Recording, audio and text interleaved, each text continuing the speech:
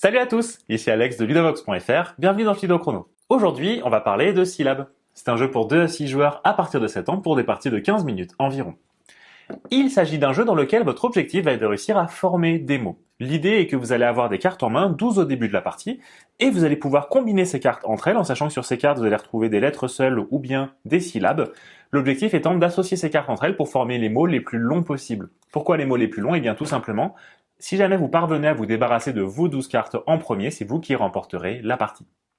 Il va y avoir donc des tours de jeu successifs et ici, mettons que je sois le premier joueur, je vais pouvoir consulter les cartes de ma main et réfléchir à des associations de cartes, essayer de les agencer différemment pour pouvoir trouver des mots potentiellement que je vais pouvoir proposer aux autres joueurs.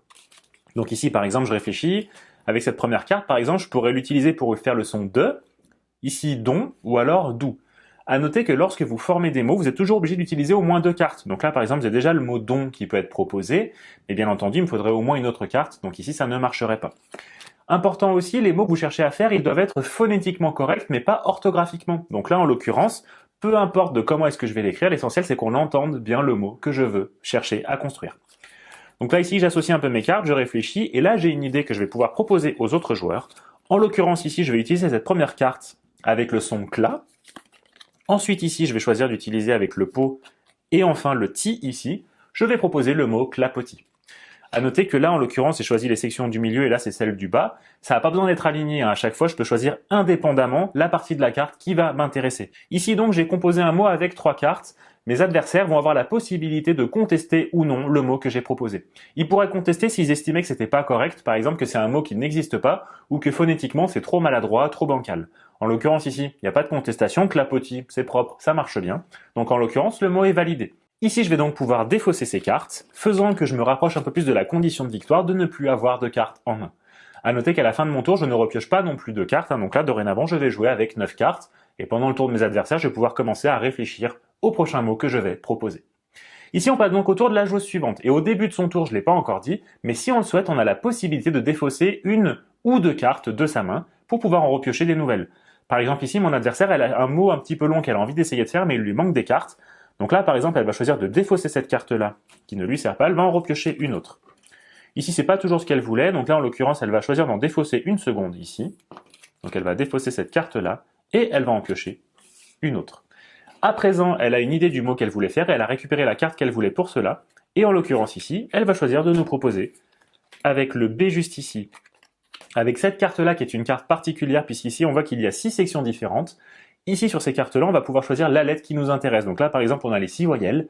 Ici elle va choisir d'utiliser le son U. Donc là on est avec le bu ici le col, le li juste ici, et ici avec le K, elle va nous proposer le mot bucolique.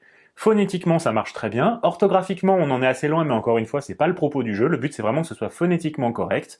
Et donc là elle a formé un mot avec 5 cartes. Donc nous, a priori, on n'a pas de contestation à avoir. Encore une fois, phonétiquement, ça marche très très bien. Donc là, elle peut défausser ces 5 cartes. Et a priori, c'était plutôt un bon coup. Même chose, son tour est terminé. On passe au tour du joueur suivant. Le joueur suivant, lui, il va avoir une particularité, c'est qu'il a une carte d'action dans sa main. En effet, on n'en a pas encore parlé, mais il est possible au tout début de son tour, avant de commencer à défausser si on le souhaite, de jouer une carte action. Ici, la carte action lui dit « Le joueur de ton choix pioche 3 cartes syllabes supplémentaires ». Donc là, en l'occurrence, notre adversaire, elle s'en est plutôt bien tirée. Il va choisir de lui faire piocher 3 cartes en plus, qu'elle va directement mettre au niveau de sa main, et cette carte est défaussée. À présent, lui, il a déjà réfléchi à son mot, et il va nous le proposer juste ici. Il a un mot avec ces cartes-là, en l'occurrence ici. Il va directement nous proposer le mot moustique, mos-ti-que. Là, par contre, nous, on va être un petit peu plus dur, parce qu'en l'occurrence, mostique, c'est pas moustique, et pour le coup, c'est pas très élégant, phonétiquement, ça marche pas très bien. Donc là, encore une fois, on a le choix de contester ou non. Nous, on n'est pas d'accord, mais là, pour le coup, nous, ça ne nous convient pas, donc on va contester. Qu'est-ce qui se passe dans ce cas-ci? Eh bien, si la majorité des joueurs contestent, le joueur qui avait proposé le mot va récupérer ses cartes en main, et en plus de cela, il va écoper de 2 cartes de pénalité. Donc attention de proposer des mots qui sont corrects, même si vous utilisez moins de cartes. La partie va donc continuer ainsi jusqu'à ce qu'un joueur parvienne à se débarrasser de ses 12 cartes, auquel cas il ou elle remportera la partie. Syllabe est donc un jeu dans lequel vous devrez user de votre plus beau verbe afin de former les mots les plus longs possibles pour vous débarrasser de vos cartes en premier et ainsi remporter la partie. Alors maintenant à vous de jouer et à bientôt sur ludovox.fr.